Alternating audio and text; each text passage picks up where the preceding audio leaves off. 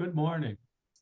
This is the Affordable Housing Growth and Development Trust Fund Board meeting on Tuesday, December 19th, 2023. It's 11 a.m.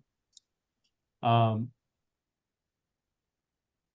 I supposed to read a disclosure here, Elizabeth, or am I good to go? I don't have to do that anymore, do I? No, just to note that we are joining on Zoom, and then you can go to the notice of recording. Okay. Notice of recording. The meeting will be recorded, rebroadcasted, that one on Xfinity Channel 8, high definition. It may also be accessed on the video on demand section of the Town of Barnstable's website. In accordance with Mass General Law, Chapter 30A, Section 20, the chair will inquire whether anybody is taping the meeting, and if so, please make your presence known. I see nobody recording the meeting. Thank you. All right. Call the meeting to order, and I'll do attendance of the members. Wendy Northcross. Here. Mark Milne. Here. Andy Clyburn. Here. Mark Ells clearly here, and I do not see Laura Schufelt at this time. Okay, well, we have a quorum. We'll move forward. Approval of the minutes from November 3rd, 2023. I will move approval of the minutes. Second. Thank you. Any discussion? Nope, seeing none. Move forward with the roll call vote. Wendy Northcross, Yes. Mark Milne, Yes. Andy Clyburn, Yes. Mark Ells, yes. Thank you. Actually, I'll take a step back and ask if there's anybody from the public here who would like to speak. Seeing none, close public comment and move forward.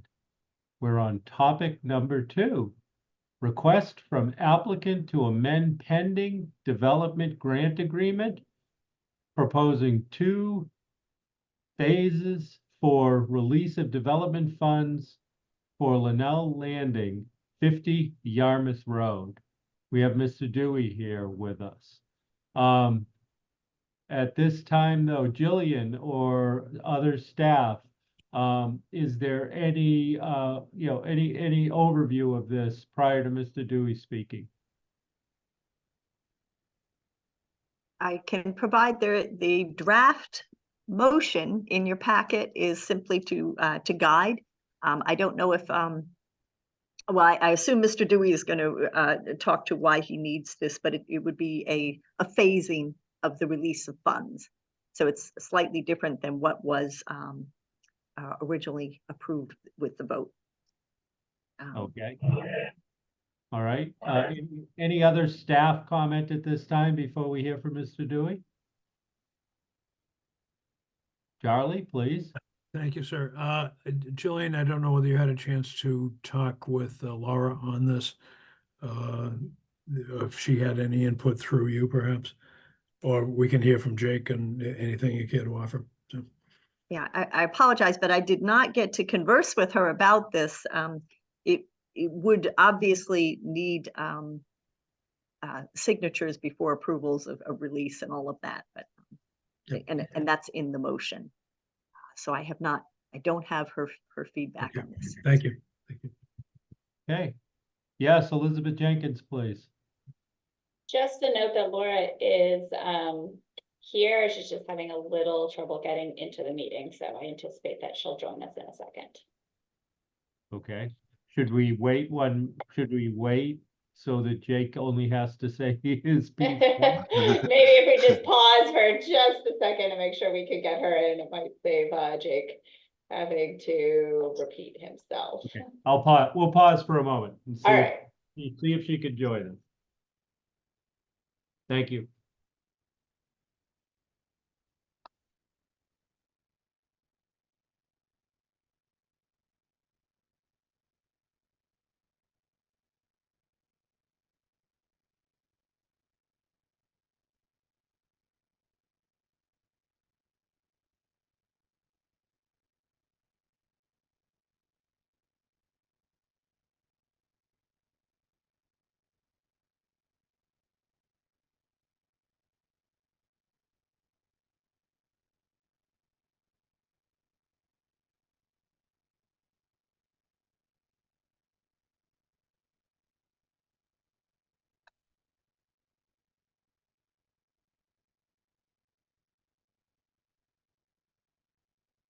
Laura, are you with us?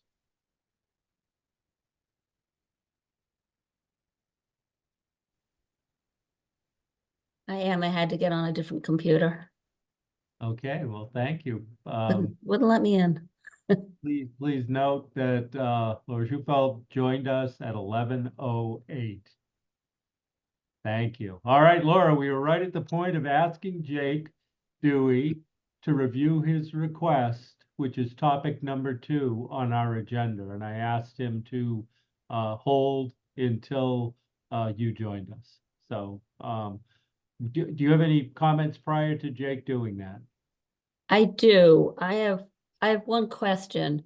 Do we have a request from the applicant? This is for all the applicants. I don't see any request for the changes. I just see a draft document to make the changes. But I don't see any application or request or anything with their signature on it that says this is what they're looking for. So Jillian, do you have a response to The that? chair, I do not have anything in writing. These conversations have been done by email. And both of the drafts that I included have been looked at by each of the applicants, but and semi-approved for content, but fully the discussion obviously is very important because you may change or have different feelings from what is written here. So Okay. So at this time, I guess that's your answer, Laura. We do not. At this time, do we wish to hear from Mr. Dewey relevant to this request? And then probably give him feedback on what additional, what additional information or requests, written requests with signatures we may need. So Jake, why don't you go ahead and tell us what you're asking for? Yeah, so the request here is to modify the basically is what we're trying to do is comply with HDIP with the tie agreement just to barely squeak it by. By doing it this way, we get 33% of the project as restricted, but only 17% of the new units where we cannot cross 20% by DHCD, whatever we're calling them now. By their requirements of the tie agreement. The tie agreement was approved back in November by the council, and now we're trying to make it comply to the state. And so this sort of maximizes it by restricting the existing units which don't fall into the tie agreement and gets the affordability component there, and then the affordability component on the other units when completed. Additionally, just playing with interest rates, which have changed in the last week a little bit, the banks are requiring a relatively high interest rate during construction. So having the funds up front was very advantageous to making the numbers continue to work. So the request is to move it to deed restrict the existing units now, which does get units restricted immediately, and then push the other two when we're completed. So I guess there's procedural and then there's kind of content questions. So procedurally, Jillian, do you need to consult with legal or Elizabeth to come up with, no, Elizabeth shaking her head no. What procedural requirements are there relevant to the requests that Mr. Dewey is making? I mean, I appreciate Laura's question relative to understanding the requests that we have today in full prior from the applicant. I think in this case, we don't technically have applications for amendments or clarifications to existing applications. So I don't see a procedural concern here. Ultimately, the product that we're producing is that grant agreement. And I do think that's what we're here to discuss. I do think it would be helpful if Mr. Dewey could just clarify and refresh, because we've had so many moving pieces, just the total number of units in the development and what's going to be proposed to be deed restricted at what percent would be helpful for me. Okay, and well, thank you, Elizabeth. Charlie, do you have any comment at this point? I concur with Elizabeth that the grant agreement, which has not yet been finalized because of this pending request, would be the operative document to control this. So I think we can move forward if the as per prospective directions from the trust. Okay, Jillian, any further? It just I guess in relation to that, so that a question that may arise is the 3 units that are existing that we would be seeking to deed restrict. I gather those have not gone through a lottery process. So I'm guessing if we need to verify anything with the state on that, or for fair marketing, or whether we can. So I'm sorry, I guess I was Jake, do thinking. you want to take that? My understanding is that, Yeah. yeah, we haven't approved a deed restriction or a lip application or anything at this point, so we're at 0 relative to process on those affordable housing documents. But yeah, again, Jake, if you could just sort of give the big Yeah. picture overview, that would help. Yeah, so town manager, is that okay if I go here? Yes, sir, proceed. So existing structure is a 3-unit building that's there that is occupied currently, and would remain occupied ideally. If we have to relocate these existing tenants and run a lottery, we could potentially do that. I prefer not to. I prefer to have them comply to be able to stay there. And so it's 1 2-bedroom unit and 2 1-bedroom units there that would be deed restricted. And then the proposed new construction is 12 additional units. And so the trigger there is that only 80% of them have to be unrestricted. So up to 20% could be restricted, which leaves us a maximum of 2 units. And one would be restricted at 65 and one would be restricted at 100% of AMI. Okay, and so Jillian, is this all in writing? So that our staff can review this and then make a recommendation to the board relevant to this? No, sir, not yet. So I guess this is part of the conversation leading up to having those drafts. So Okay, we would take the recommendation of the board and draft that into the agreement that Mr. McLaughlin spoke of. all right. Laura, please. A couple of questions. First of all, through you to Mr. Dewey, does this mean that you'll be seeking HDIP tax credit funds? I don't think there's any available that I'm aware of. So no, we're looking to start this. We have the building permit sitting in a pile ready to go. So no, if we get this approved, we're going with what we have on this project. I would hope for HDIP somewhere else down the line, maybe, but who knows? Okay, can I continue? Yes, please. So releasing the funds at the time of the deed restriction is, you know, not the procedure that we've had because they need to be secured and and doing it prior to having any construction rehab done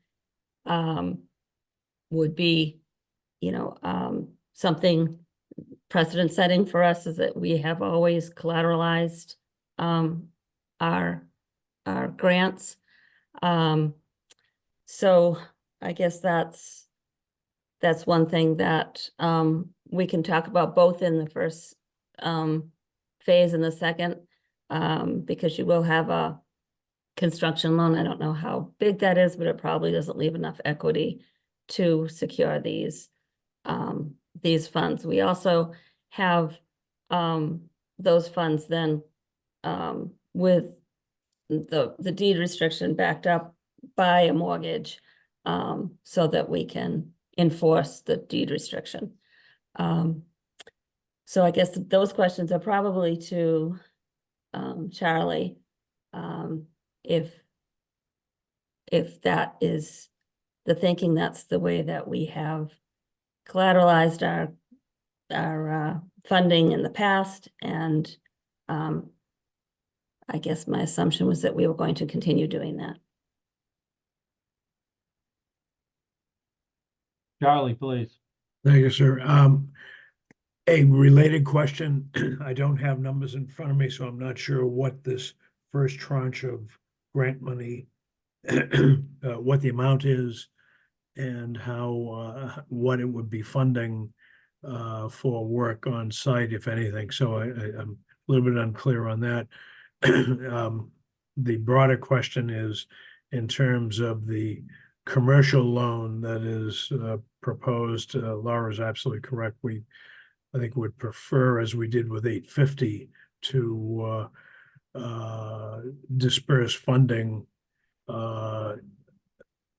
as a proportion of the commercial loan advancement on funds with all the due process and architectural certifications, percent of complete, percent of work to be done, the cost to complete the work, et cetera, so that we know that we're not getting out ahead of our skis, if you will, on this one, that the proportional distribution of funds is important to us. And that would seem to be the most appropriate way, but I'm unclear whether Jake is looking, maybe he can help us with a suggestion or recitation of what the amount of funds is he's looking for, when he's looking for them, and how that might be dispersed. Yeah, thank you for the question though, Charlie, but, you know, I guess, and please, board members, stop me if I'm incorrect, but I'd be more comfortable if Mr. Dewey with staff took this under advisement and came back after reviewing it with a recommendation to the board for action. I'm a little uncomfortable of getting into significant detail on, you know, an amendment when I'm not clear on exactly what's being asked or what the ramifications of that ask are. So, Mr. Dewey, would that work with your time frame? I mean, it just pushes everything, every time we push these meetings, it just pushes things further, but it is what it is. I'm a little bit confused though, if I can just respond to Laura. These units exist. We've already renovated them. So there's no construction proposed for the first phase. And the restriction we put in place, I mean, if we want to record a mortgage, that's agreeable, as well as the deed restriction. But the idea is the restriction would be fully in place in perpetuity and done, even if the construction never happened. You would have 3 units already restricted in perpetuity that exist. You know, again, I don't want to get into the weeds here if we don't want to, but it would be nice to have sort of the discussion so we know how, for Charlie, Elizabeth, and I to craft the agreement to reflect what the you know, decision of the board is, or direction of the board is, at least. All right, Laura, you had your hand up, and then I'll go to Elizabeth. You have your hand up? No? Laura can go. I have a comment. but thank you. keep going. Laura, please. Okay, so I thought the renovation was part of the, that you hadn't started the renovation on these units and that they were going to be vacated before and renovated and then released. It will be a problem not having these fair marketed. Basically, they won't be counted on the SHI until they are fairly marketed and a lottery to lease them up. So when someone leaves, you'd have to do a lottery to do it. So they won't be, you know, they won't be counted until that happens. And so they won't be full approval until that happens. But I agree that we need to look. I agree with Mark. I do think that, you know, I'd like to hear from the other board members what they think. I'm a little reluctant to just offload this to staff. Right. Other discussion amongst board? Yes, Wendy, please. So I read through the draft potential motion for today, and I thought it was pretty clear in terms of just how we would, I mean, I kind of agree with Charlie about dispersing money at the same percentage rate as a construction loan. However, this is not your normal, start at ground zero construction process. So I'm not uncomfortable, or I am comfortable talking about the 350,000 for the first phase being released against units that already exist and getting them deed protected. So I guess my question would be through you, Mark, to Jake about the timeframe that might take for a turnover that would then get those counted on the, housing index or affordable housing index. I hate disrupting people's living situation if I don't have to. And if it's agreeable to Laura's point, I mean, I would be open to holding money back for that purpose of, that there's money held back at the trust for the turnover, and it advances, after the lottery, after someone's in place. But I assume that the deed restriction would be in place in perpetuity either way, right, Laura? So that would be set and done. So, I wouldn't want to disrupt them, but if that's the requirement, I would have to, find them a place to go probably, because there's nothing out there for them. I guess I'm sorry to interrupt. I didn't know if you knew, like, is there already a 1-year lease, a 5-year lease, 2 months left in a lease? I didn't know if you knew that. They have 1 year. They have 2 of them have leases that expire in the spring. But again, it's so hard for anyone to go anywhere. Yeah. And so if I don't have to move them and it works, again, we'd be happy to have a holdback that we hold a portion of the funds with the trust until we had turnover. I like that idea. Charlie has his hand up, and then I'll go back to Laura. Strikes me that the trust is authorized to loan money or invest money, if you will, and I would think we could do this, certainly invite anyone's comments on this, but shooting from the hip, that we could loan the monies secured with the first position against these 3 units, and at such point, and a not to exceed date, that the units would be duly marketed and become eligible for the SHI. So I think there's a way around that, and once we do have that, then we could discharge serially the blanket mortgage and leave in place the affordable restriction again in a first position. So structurally, I think it could be done.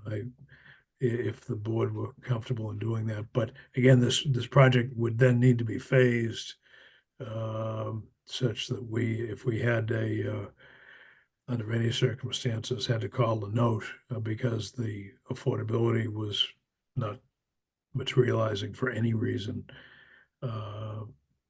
we'd need to be able to secure a note against that property. So it's something that we can certainly work out. I've seen more complicated decisions, but I don't know if Laura's got some thoughts on that structurally, if that might work through you, sir. Yes, so Laura, I guess back to what I said, though, I'm trying to understand if there's something we can vote on today. That's really what I'm trying to get to. If there is to give direction, then we can move that direction. And I'm still somewhat unclear on that. Laura?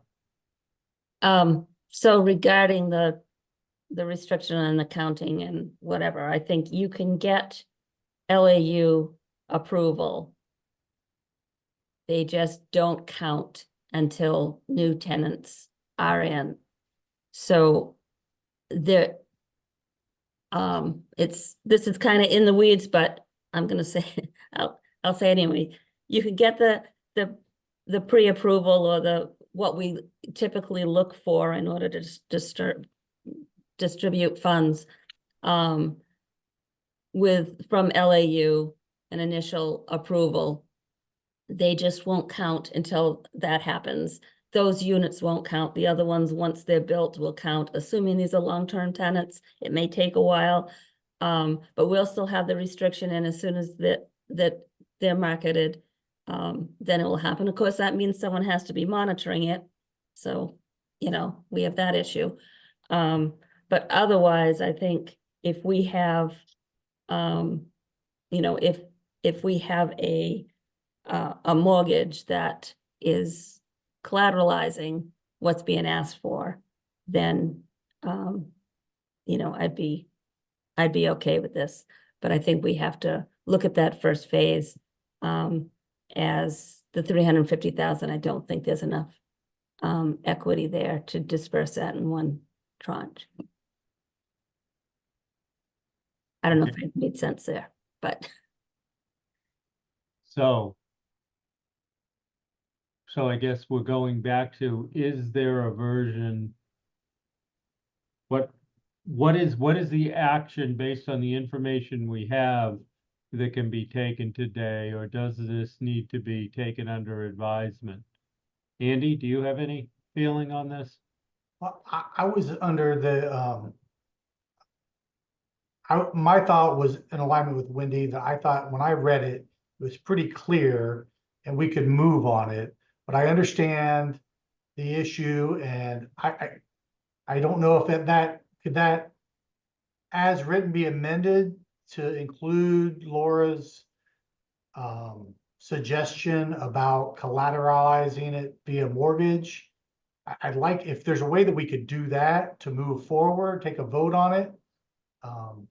Charlie, what are your thoughts? Is that something we could do? Yeah, mechanically, we can do it quite readily. It's not particularly difficult. Through you, may I ask, Jake, what's the current assessed value of that structure? I think it's around 650,000 or something around there. And there's no lien on it currently. And that's for the entire property, though, is that correct? Correct, yeah. The Yeah. structure,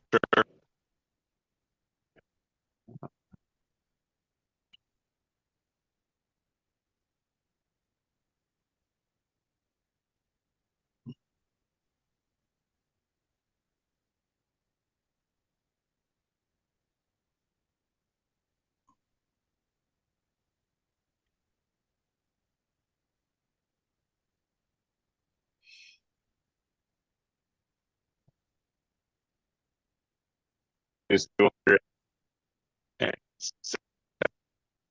Breaking up, I'm sorry.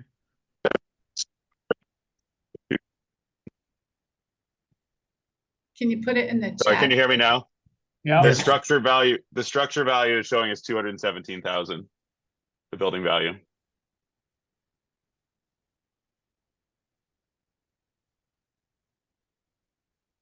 When you were saying you could live with a holdback on some funds, have you factored that in? Is it more beneficial to get an appraisal on this as completed? You say the work's done, obviously the assessment's dated. Would it make sense to get an appraisal on it to support that? And also what the rent roll is to suggest that the amount that we're advancing could be serviced if it came to that. Yeah, I mean, the appraised value of the as is before any work was done to it, it was 590,000.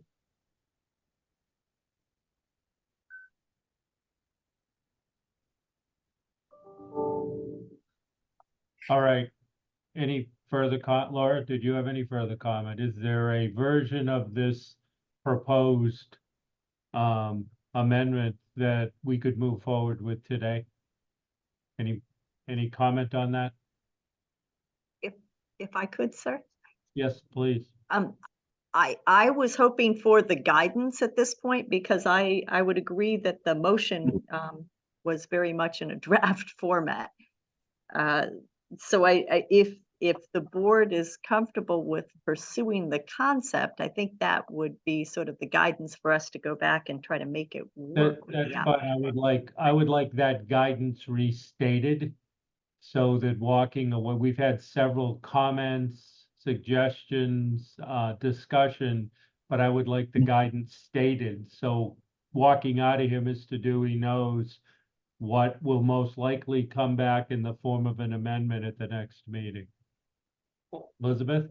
Oh, I apologize. I was gonna say if we can, if we can vote on that, then we can proceed with drafting the grant agreement. And then hopefully we could bring that draft grant agreement back if necessary, just to make sure it's clarified. But certainly a vote would give us, I think, the ability to proceed with drafting that grant agreement and help move this along a little more expeditiously. Charlie? I might be able to offer a motion if I had a little bit more help from Jake. Jake, you had mentioned that there might be a holdback you could live with. Do you have a number in mind?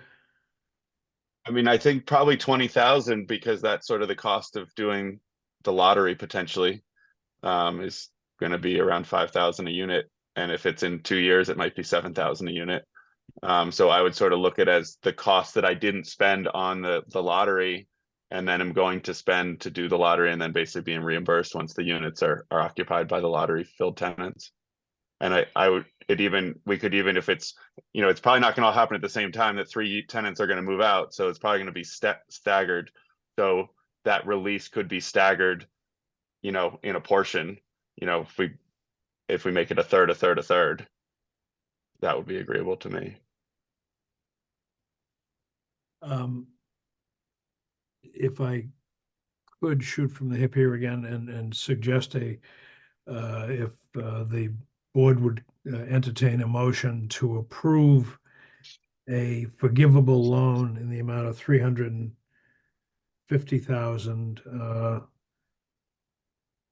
330 of which would be advanced at closing, secured by the existing structure with a first mortgage, and provided that on certification of the compliance with an appropriate lottery and occupation of the units pursuant to that lottery by folks who are eligible, that once occupation takes place, 1/3 of the amount, 1/3 of the 330,000 plus 1/3 of the 20,000 would be released, and the mortgage would then become an affordable housing restriction without further action on the board. Laura, please? I think you can simplify it. The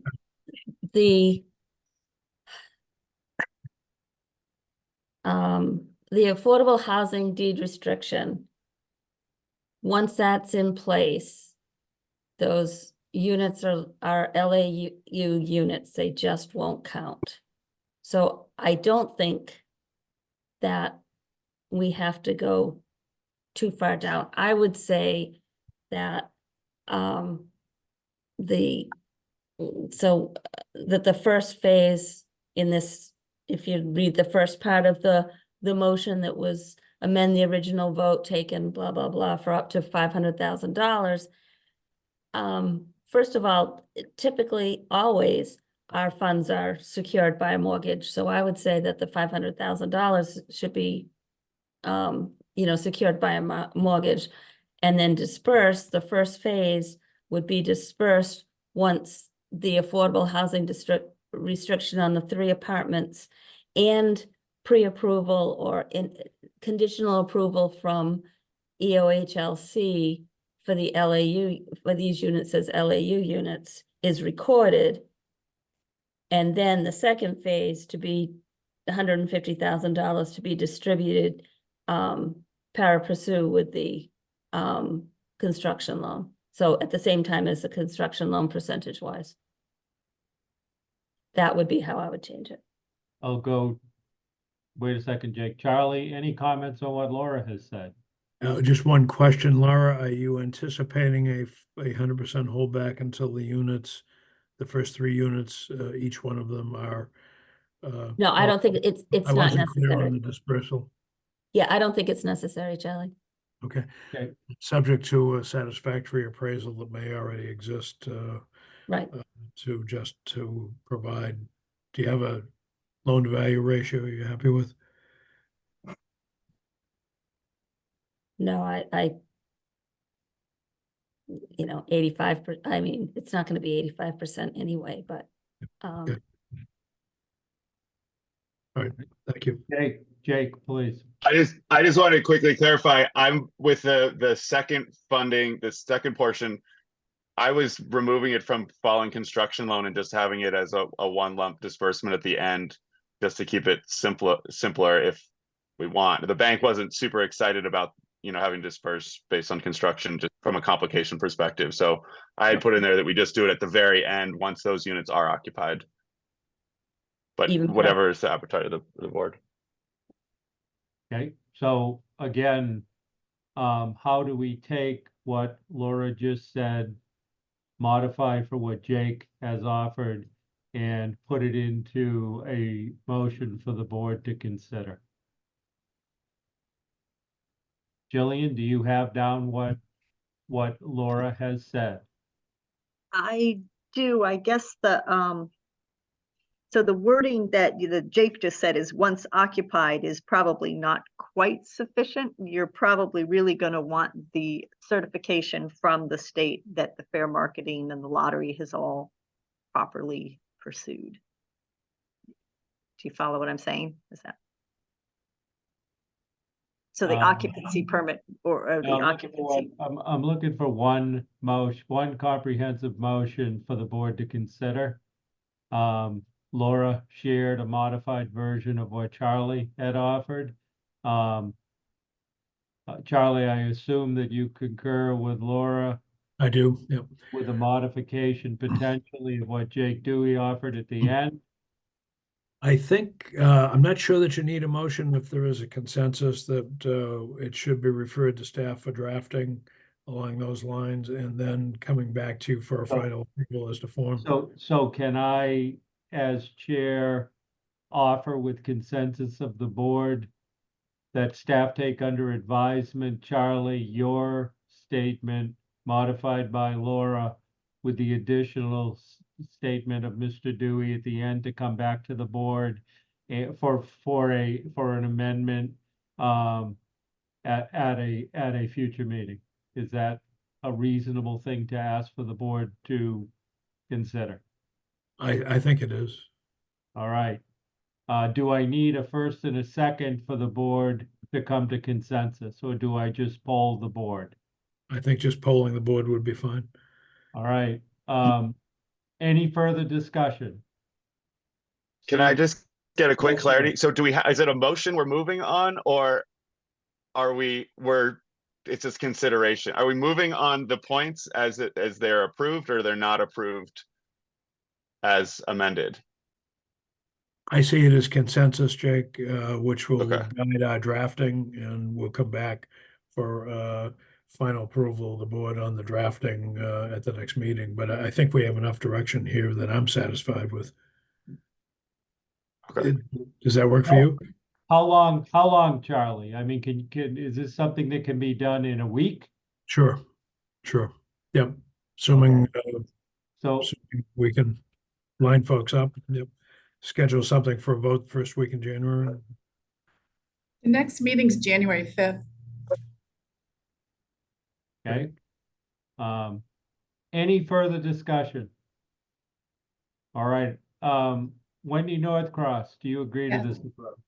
You have my consensus. Thank you. Laura Schufelt. Yes. Okay, Mark Milne, Yes. Andy Clyburn, Yes. Mark Ellis, yes, proceed. 1 week. Thank you.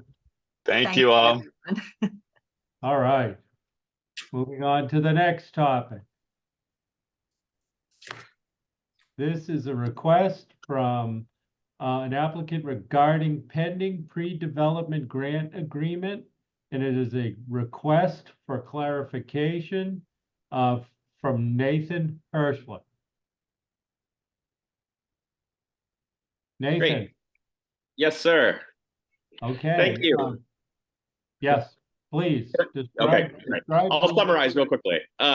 So thank you all. Jillian and I were reviewing the contract, and we just wanted to make sure before we moved forward that we were actually all on the same page following the last conversation that we had, just because we were starting to think about what the long-term strategy was for this. So just to refresh everybody's memory, we're talking about units that are at 298 Main Street in Hyannis. That is 4 one-bedroom apartments that are currently occupied, 1 studio apartment that's currently occupied, and then we have 2 vacant spaces in the building as well.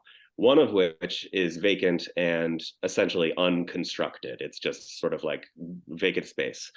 That is the primary space that I'm hoping that we can partner together on. Additionally, I have a second space that is unoccupied office space that is almost fully in shape to be a existing apartment, so needs almost no support from the town to move forward. My intention from the very beginning, which is what I had shared with you, is to try to restrict both of these units as just something that would be good for the community and for us. Ideally, hopefully, ultimately at 80% each. When we talked in the first meeting, we talked about how if we only funded one, we would I'd be willing to go up to 60% AMI for that first unit. But I wanted to just make sure that the board and the trust is comfortable with language that says something like applicant seeks pre-development funding to convert the vacant storage space at 298 Main Street, Hyannis to 1 2-bedroom affordable housing unit at 80% AMI, with the understanding that the intention is to also restrict the second unit at 80% AMI. I just want to leave myself some flexibility for the negotiation in the second round here, depending on what the costs end up showing up.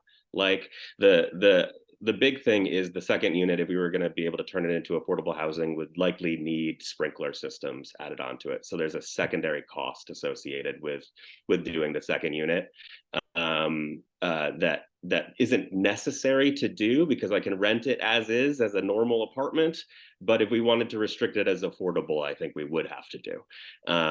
So that's where a little bit of my confusion was setting in. I just wanted to ensure that I wasn't misspeaking to you at all or leading you to a conclusion that I didn't mean to lead you to in the previous conversation.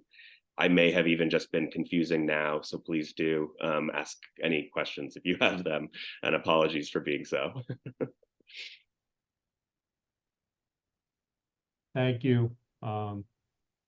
Thank you, Nathan. And I will note that Elizabeth Jenkins, I believe, has left the meeting. Any discussion? Jillian, any discussion on this, or Charlie?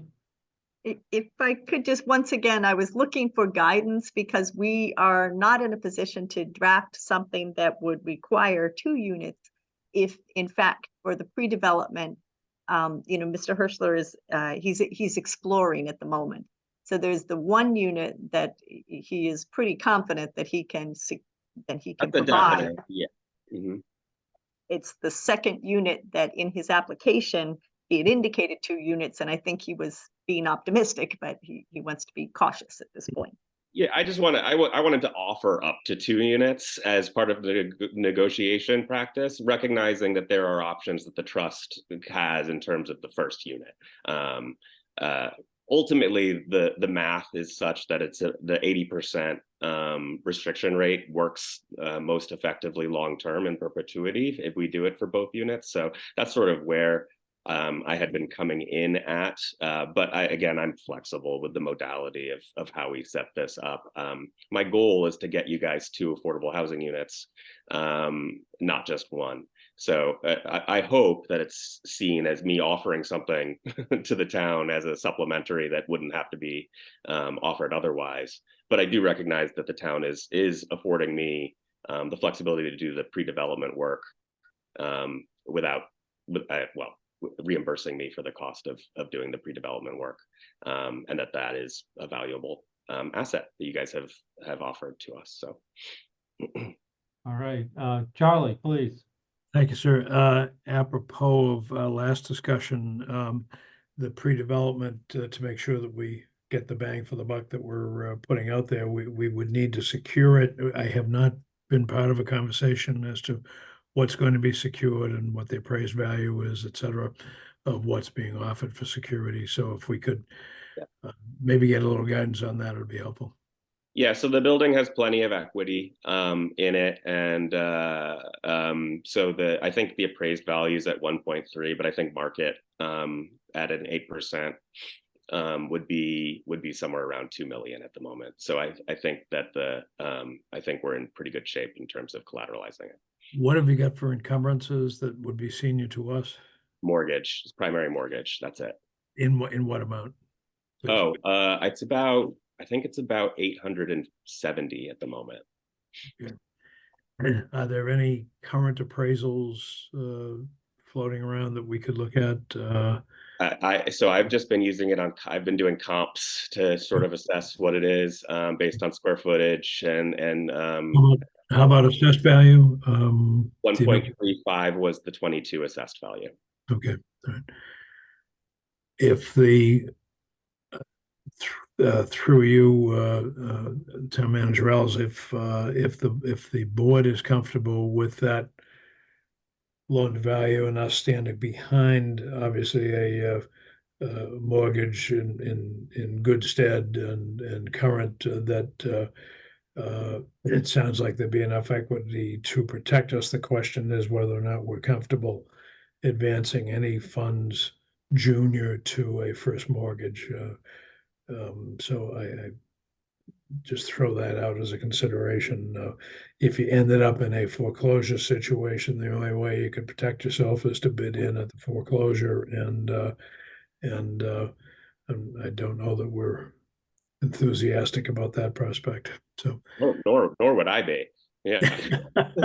Okay, so Laura, the question is if there was a subordination possible from your first lender, and we were in first position, then I think that would be well secured based on those numbers. Yeah, I'm happy to talk to. So it's Rockland Trust holds the mortgage, and they're my primary lender for commercial loan as well. They have all the information for this already. The construction documents are just about done. We're almost ready to move forward to the next step with you guys. So yeah, whenever we're ready. Laura, you had your hand up? No? I'm comfortable with the 50,000 for the 80% unit in pre-development reimburse expenses. And I'm okay taking second position with the loan to value where it is. I think in this kind of relatively small dollars, getting an affordable unit I think is worth the slight risk that we would take. Okay. So do we have an actionable item in front of us? Yes, Laura. I think it's a clarification on the vote that we took before, to say that I think the vote that was in the documents, that I'd moved that the trust vote to amend the original vote taken on September 8th, 2023, related to conditions of the award up to $50,000 in reimbursable funds towards pre-development costs to develop housing units at 298 Main Street, such that upon execution of an affordable housing deed restriction for at least one unit 80%, the trust will reimburse the applicant for up to $50,000 of his pre-development costs. Second. Okay, do we have discussion on this? Okay, seeing none. I will take a vote. Wendy Northcross, Yes. Laura Schufelt, Yes. Mark Milne, Yes. Andy Clyburn, Yes. Mark Ellis, yes. Uh, Thank you, just Mr. one- Ertler, we appreciate it. One observation, sir, before you close Yes, out. please. Nate, if you could, if we could work together to get a commitment from, subordination commitment to the affordable housing restriction Sure. from Franklin or whoever the permanent financing will be from, we'll need to get that, but I think that's probably the only piece of homework that we would want at a closing. Okay, that's fine. I just to clarify, Laura, was the vote just taken with the subordination or without? It's fine if it is. I'm happy to. I just don't know what the bank will say, but I'm happy to ask. The affordable housing restriction will need to go on as the senior document. Oh, I see what you're saying. Yes, that Right. makes sense. Right. Yeah, of course. Yeah. All right. Well, thank you all very much. That is super helpful clarification, and I look forward to talking to you again probably within a month. So have a happy holidays. You as well. Thank you. So much. Bye now.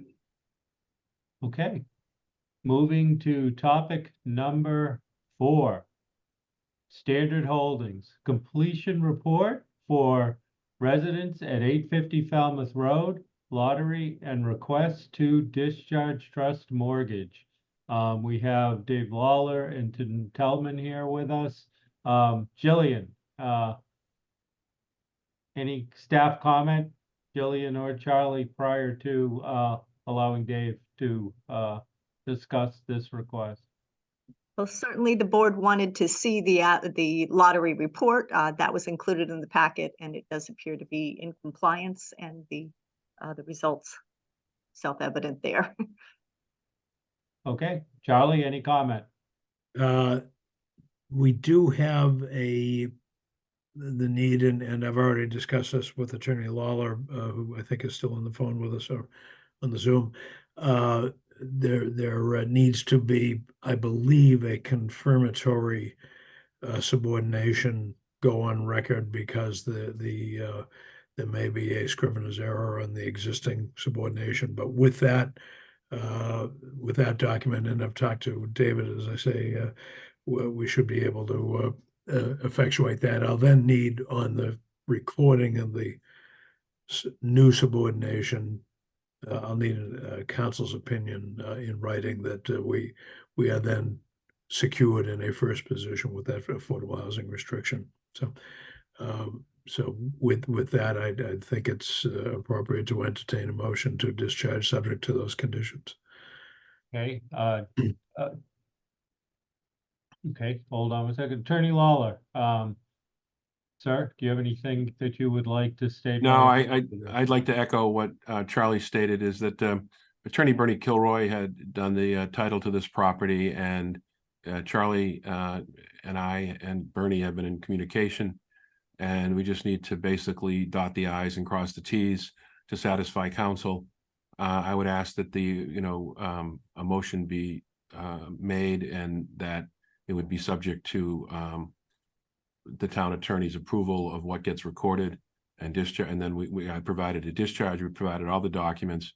I think, as you know, when we were chatting in the very beginning, the entire all the units are occupied, including all the affordable units, and we're where we want to be. So, and we really want to thank the trust and all you folks for the hard work and everything that's happened. But that's the situation. All right, thank you. I will note that Elizabeth Jenkins has returned to the meeting, and board discussion. Laura Schufelt, please.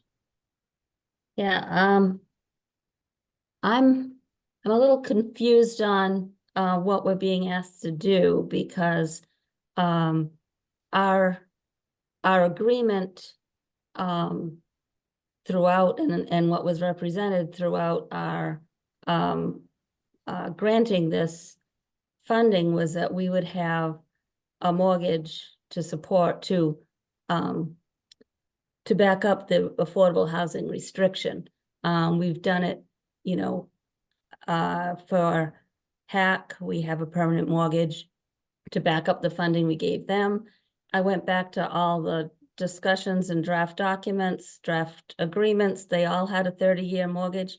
Is a 30-year mortgage on there? Nowhere does it say that it's going to be discharged. That wasn't represented to us.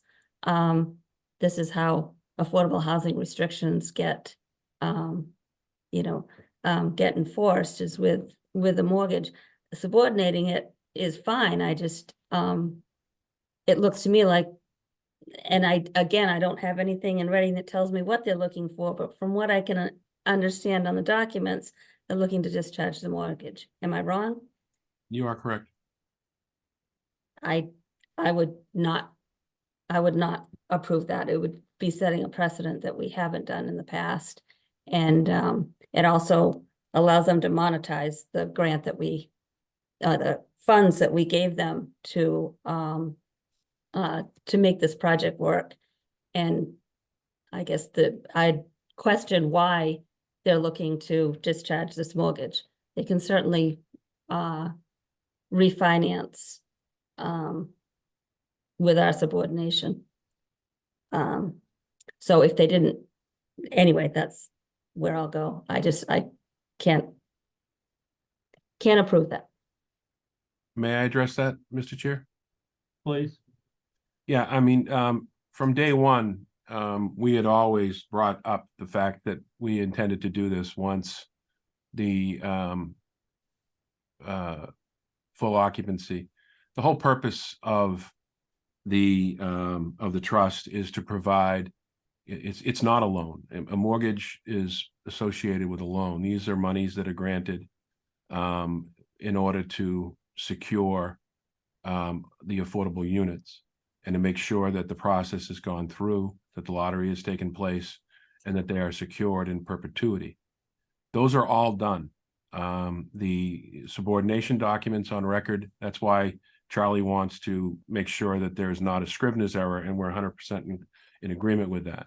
Subordination documents, the actual regulatory agreement itself, the zoning opinion, everything on record reflects that these units are to be affordable based upon the percentages that they are in perpetuity.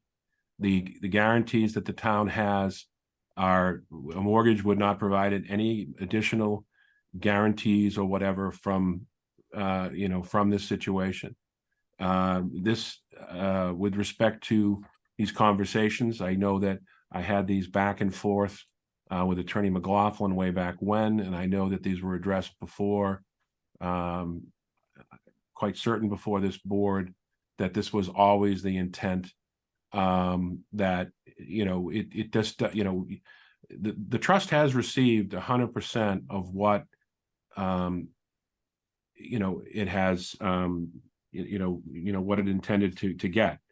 It received all the affordable units based upon their certain percentages.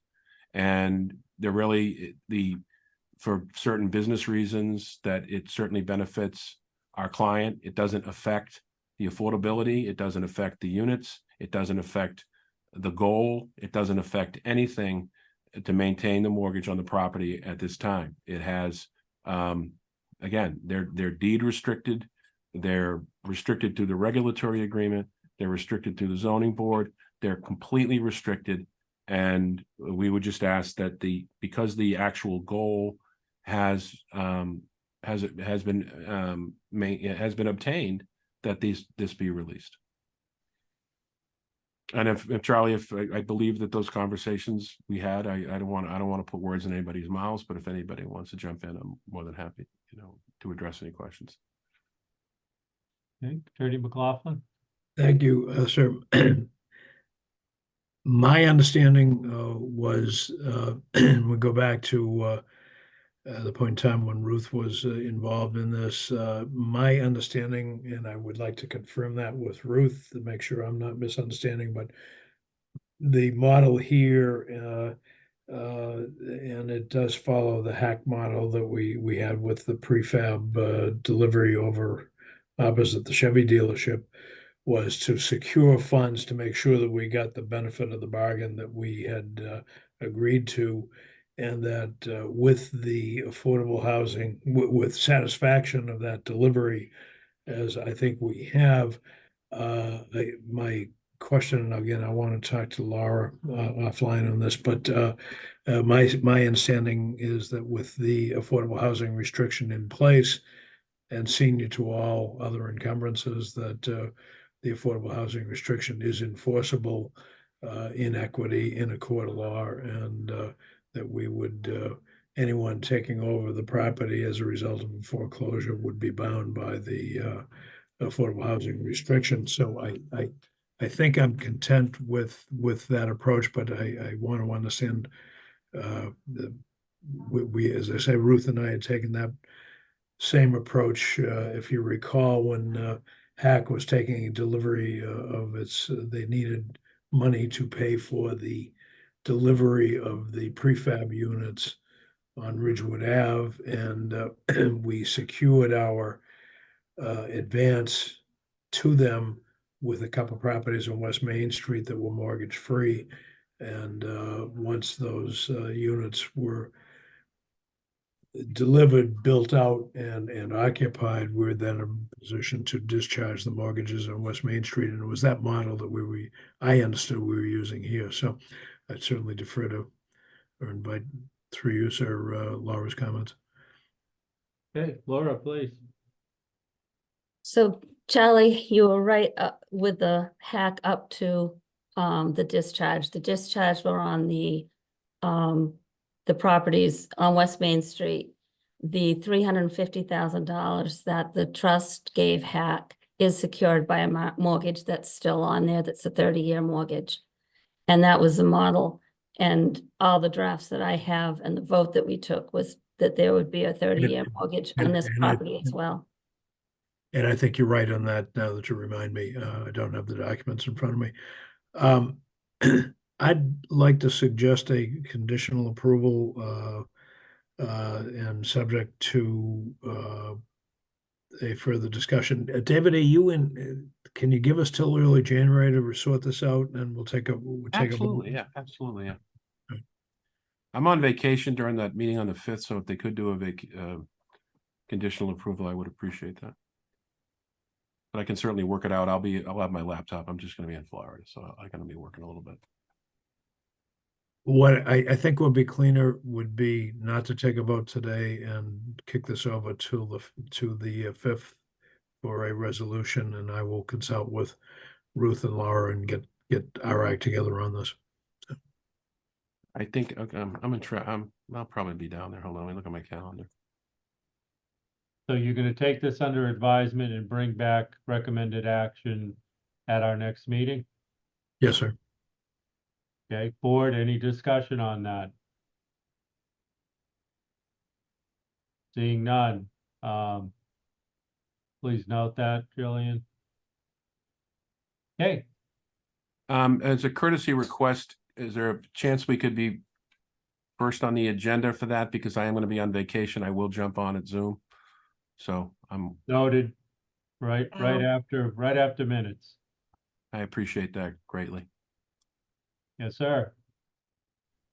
Have a wonderful holiday.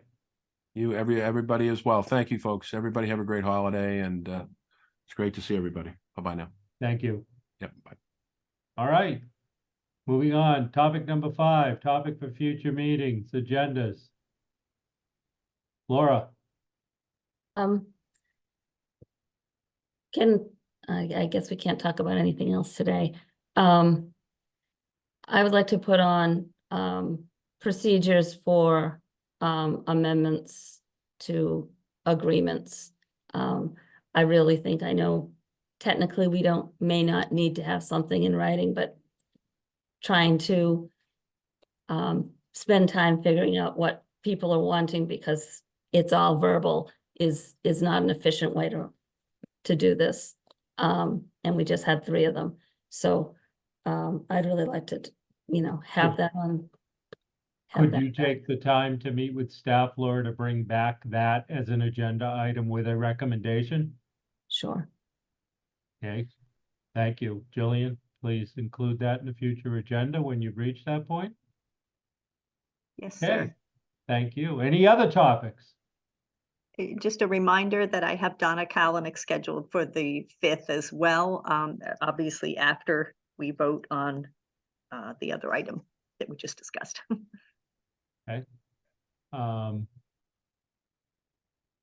Seeing no other topics, the chair does not have any. Oh, Laura, please. Maybe we can, I don't know.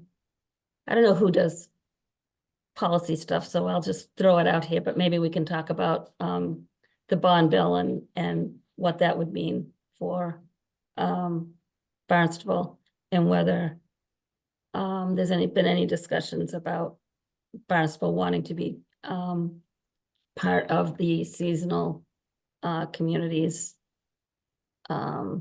discussion. Mark, can you and Level. Laura get together on that and bring forward an agenda item through Jillian? Yes. Okay, thank you. Elizabeth, anybody, you're welcome to participate, not excluding anybody. Okay, any other topics? Seeing none, move to item 6. I have no matters not reasonably anticipated. So we'll close number 6. Next meeting is scheduled for Friday, January 5th at 9 a.m. How's that look for everybody? All right, good. I may be late. You may be late? I may be late, but I should be there. Okay, what, do you have any idea? What time? I should be there within the first 15 minutes. Okay, thank you. I just, so I can anticipate you, Laura. Yeah, I have an 8 o'clock, so. Great, thank you, thank you. Okay, seeing no other topics for discussion, do I have a motion to adjourn? So moved. Do I have a second? Wendy seconded it. Thank you, Wendy. Okay. Wendy Northcross, Yes. Laura Schufelt, Yes. Mark Milne, Yes. Andy Clyburn, Yes. Mark Ells, yes. Happy holidays, everyone.